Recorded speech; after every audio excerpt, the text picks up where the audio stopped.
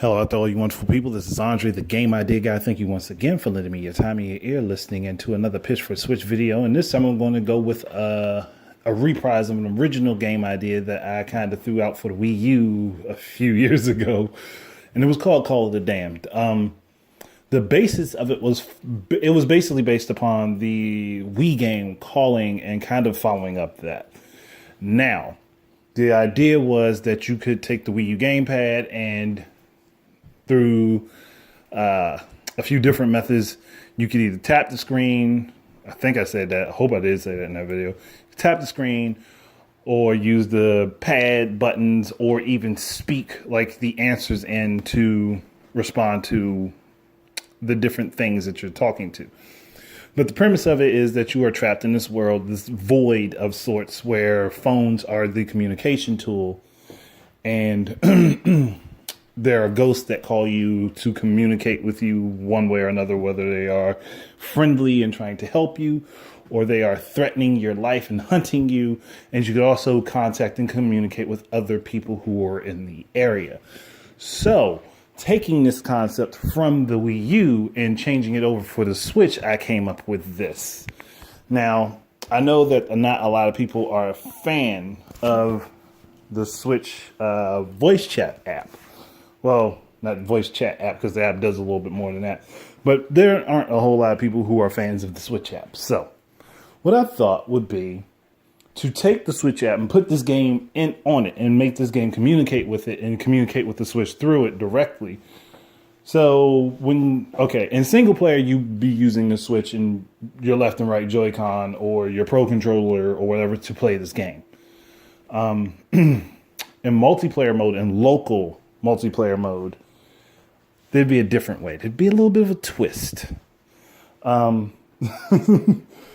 when you're playing locally, playing local co-op, and you could do this with single player too for the phone portion of it, but local co-op, you'd be able to utilize your phone as an additional screen.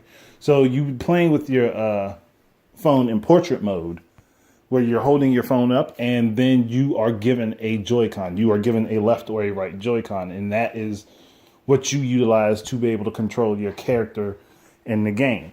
And the main switch, whether it's sitting on a table or it's sitting in tabletop mode or it's in the dock and being displayed on your screen, that will display a map for the players to know where they are in relative location to each other. And the map would show each floor.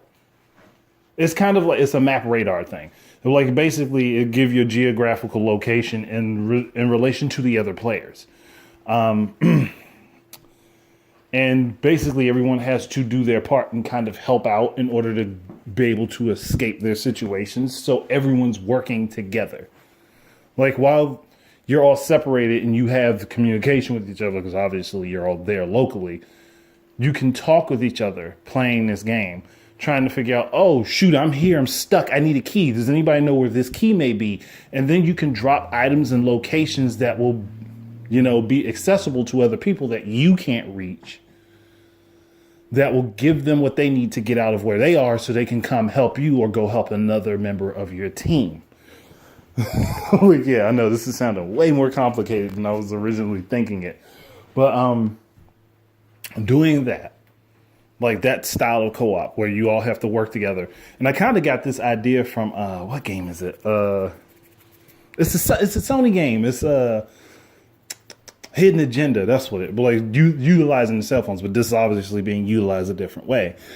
Now you will still receive calls and be taunted and things by ghosts, and you'll communicate with like other characters. Like, so if the phone rings for one person, like your phone will automatically put it on speaker. Like, so everyone will hear it when you get to a particular location. And phone calls will not all happen at the same time. If one person is on a call, the game will not make a call to another person until that phone call is over. So if you cross a threshold where the phone call is supposed to be triggered, it won't happen until whoever has their phone call and it stops and is ended. But for simplicity's sake, I would take away the voice option, at least in the onset of the game. It may be added in later. But I would take away the voice option and just allow you to tap your screen when the option comes up to give responses and talk back to whoever's on the line, whether it be one of the characters in the game that's looking for information, or if it's a ghost that's trying to threaten you, or one that's friendly and just wants conversation.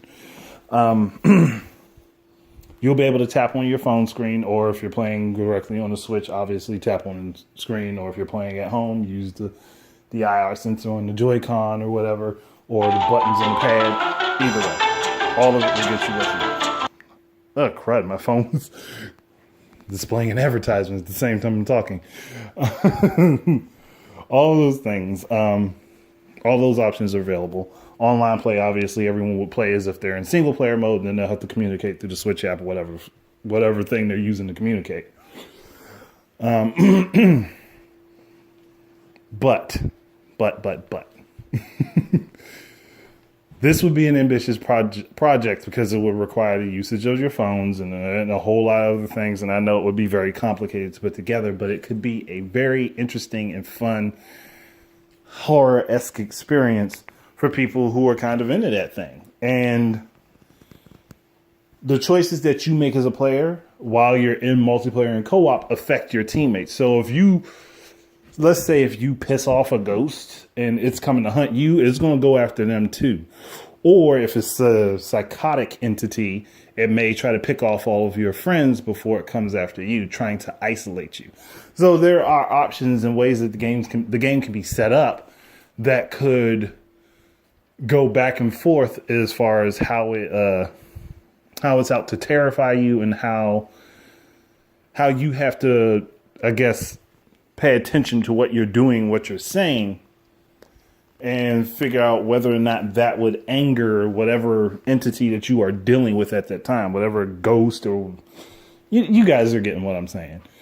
Basically, your interaction with the, I guess you could say, enemies and the people in the game all lead to how to either help or hurt your stance as a player and how well you can escape the situation you're in.